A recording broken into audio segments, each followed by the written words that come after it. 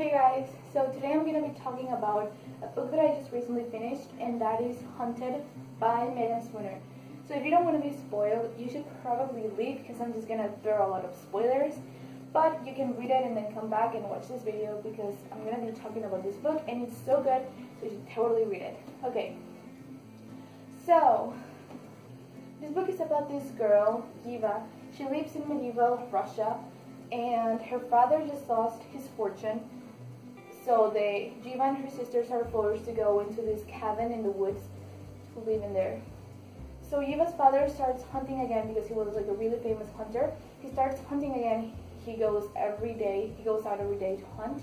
And Eva wants to hunt with him because she's a huntress too and she knows how to use a bow and everything. But her father is like, no, you can't go out hunting because you're a lady now. You're old enough to be a lady and you can't go out hunting like if you were a guy.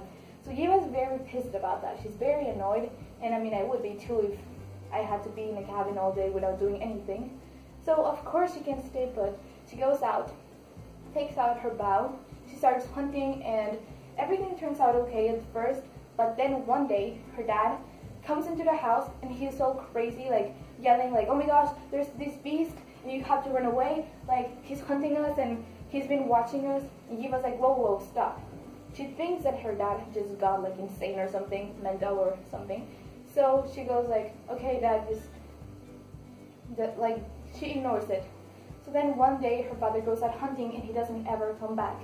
And Eva gets really worried because her father's dog, like his hunting dog, comes back without his owner. She gets really worried and she goes out to find her dad. But when she goes out to find her dad, she finds him already dead. So she freaks out, she starts crying and she starts finding the beast that killed her dad. And she encounters the beast. So she thought that the beast was asleep and she was about to take a knife and just kill the beast. But then she found out that the beast was actually pretending to be asleep so he could just kill her instead. So the beast grabs her and he held her captive in this really weird castle, kind of like, it reminded me so much of the movie of, like Disney's movie of Beauty and the Beast, because he has this really big castle with, I mean, it's like a, okay, sorry. So he lives in this kind of woods, but it's kind of separate from the normal woods because there, it's always winter. It never turns into spring or summer or anything. It's always winter. It's always freezing in there, and he has his own abandoned castle, and he holds Eva captive at first in this really dark room. He doesn't give her any light, he doesn't give her anything. She's freezing to death in there, and because she can't see anything, the beast starts coming into her room and he starts having this conversation with her.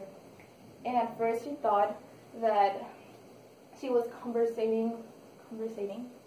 she was talking to another guy that was held captive, but it turns out that it was a beast himself.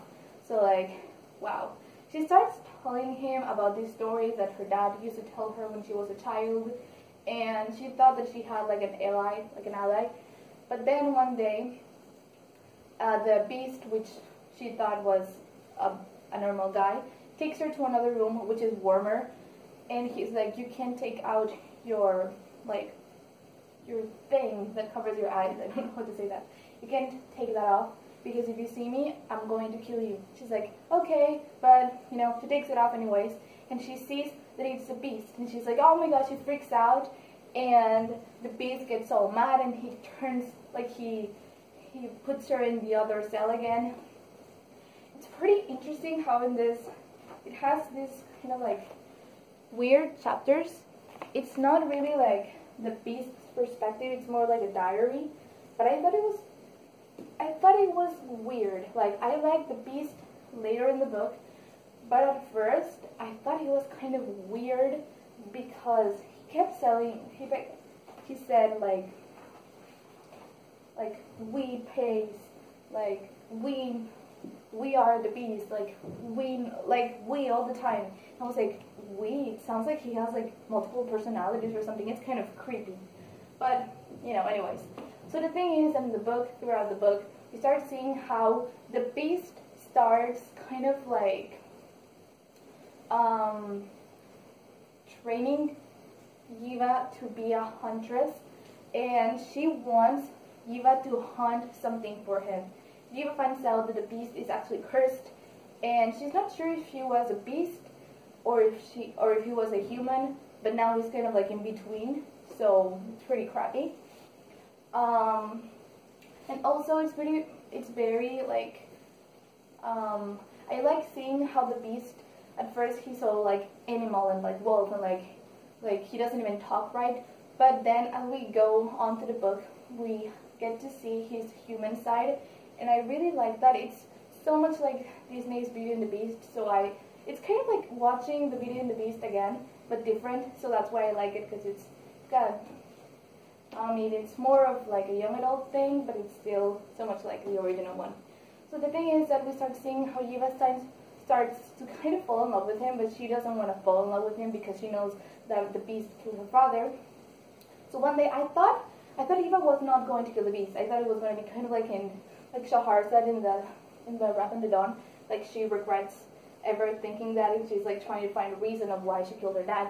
But no, it wasn't like that. Instead of doing that and kind of like forgiving him for that, she goes out to his bedroom one day, and she just stabs him into the chest or like the stomach. I don't even remember. But the thing is that she kills him, and I was like, what? I was just like shocked. I don't even know what page it was, but I was very, very shocked because I never thought that Eva would do such a thing. And she freaks out, but then it's kind of like a Wolverine thing, because his wounds start to close again, and he revives, and he's like, don't you think I haven't tried that before? Like, I've tried to kill myself before, but it doesn't work. I can't die. You can't kill the beast. And I'm like, whoa, so sad. So I felt for him in that moment, because I was like, I mean, what a horrible life to just be trapped inside a beast's body, and not being a human and not being a beast, but being something in between. It's just so depressing and so lonely.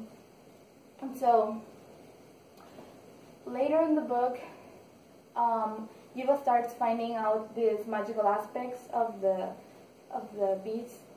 How does it, like the woods that the beast lives in? There are magical things like dragons and a lot of weird things, actually. And then one day she finds a fox, talking fox, which is kind of weird, and the fox tells him that she can ask him 3 things, and she asks him how to destroy the beast. He leads her into this kind of pond, and he says, there is your answer. So she leans into the pond, and she sees the Firebird. The Firebird is kind of this, it belongs to a story that her father used to tell her. So she wants to reach it out, and she wants to touch it, but because she wants to touch it, she falls into the pond.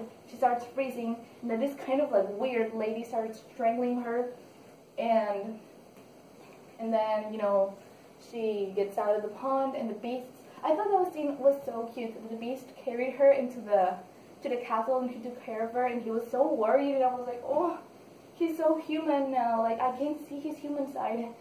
And you know, a lot of things happened then, and I hated that part when Eva tells him, like, I miss my family, I need to go home, and the beast is like, he doesn't want to say yes, but he says, okay, you can go.